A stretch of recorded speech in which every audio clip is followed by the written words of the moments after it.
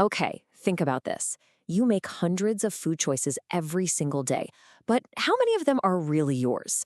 Today, we are going to pull back the curtain on the illusion of choice and see what's really happening on your plate. It sounds like a pretty simple question, doesn't it? I mean, of course you do. You decide what to have for breakfast, what to grab for lunch. But how many of those decisions are you actually, truly making all on your own? Most of us would probably say our choices come down to these four things, right? And you wouldn't be wrong. Research totally backs this up. Taste is usually number one, followed by how much something costs, our health goals, and, just plain old hunger. On the surface, it seems totally straightforward. But what if I told you that long before you even start to feel hungry, these powerful, invisible forces are already setting your menu, shaping what you crave, and basically guiding your hand to pick one thing over another?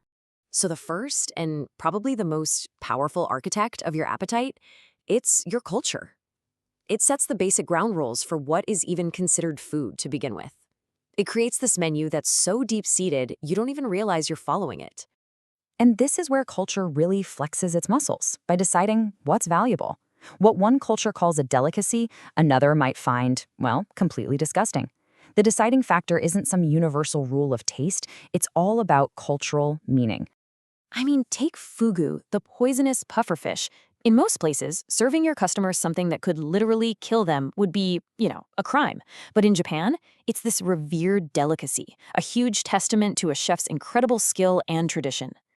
Or how about escamolas in Mexico? They're ant larvae, and they're treated as a gourmet ingredient with a history that goes back for centuries. For a lot of us, though, the idea of eating insects just isn't even on the table. That right there, that's your culture in action, drawing the lines around what you will and won't eat. Now, inside that cultural menu, it's also really important to know the difference between traditional food and typical food. Traditional foods are the recipes passed down, from your grandmother, woven right into a community's soul. Typical foods, on the other hand, are just what's popular and easy to find, often because a company can make a lot of money from it. See the difference? A traditional dish can become typical, for sure, but not everything you typically eat is traditional. Okay, so moving on from the big picture of culture, your immediate environment is constantly, nudging you. We're talking about subtle cues all around you that influence not just what you eat, but very often how much you eat, and you probably never even notice it's happening. Get this, researchers found that people pour and drink way more from a short, wide glass than a tall, skinny one, even if they both hold the exact same amount of liquid. It's a weird visual trick our brains fall for, and it has a direct impact on how much we consume. And if you think your taste buds will always save the day, think again. This study is just incredible. People ate way more 2-week-old, stale popcorn simply because it came in a bigger bucket.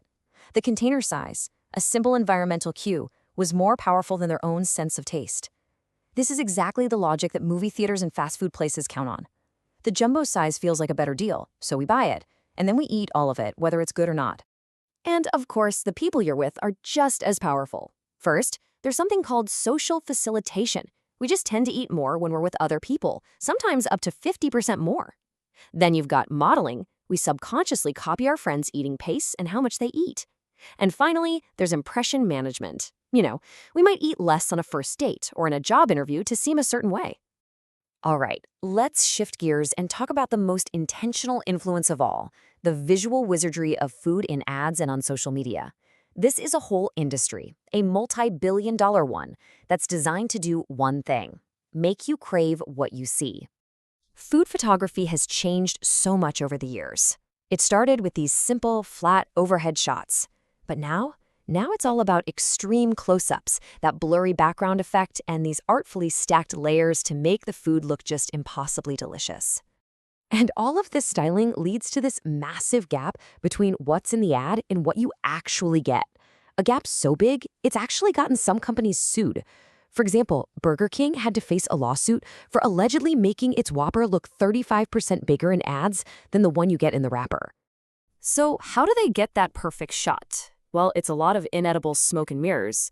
Those perfect crystal clear ice cubes, yeah, they're acrylic plastic. The fresh milk in a cereal ad, it's very likely white glue so the flakes don't get all soggy. It's a total illusion, all designed to hit the bullseye on your appetite. So let's put it all together. When you sit down for a meal, you're not just dealing with hunger. you're actually sitting at the crossroads of all these powerful and usually invisible forces. Your choices are a cocktail. Really, they're a big part of culture, which says what's even on the menu. They're shaped by your environment, the size of your plate, the shape of your glass. They're influenced by who you're eating with, and of course, they are absolutely being targeted by some very clever marketing. Your personal taste, it's just one piece of a much, much bigger puzzle. Look, the big takeaway here isn't that you don't have a choice, not at all. It's that real, genuine choice comes from being aware of all this stuff. Once you understand the cultural, environmental, and social scripts that you're following, you can actually start to decide which ones you want to stick with. So the next time you grab a snack or order a meal, just pause for a second, take a look at your plate, and ask yourself, what forces actually put this food in front of me? Why this and why now? I think the answer might really surprise you.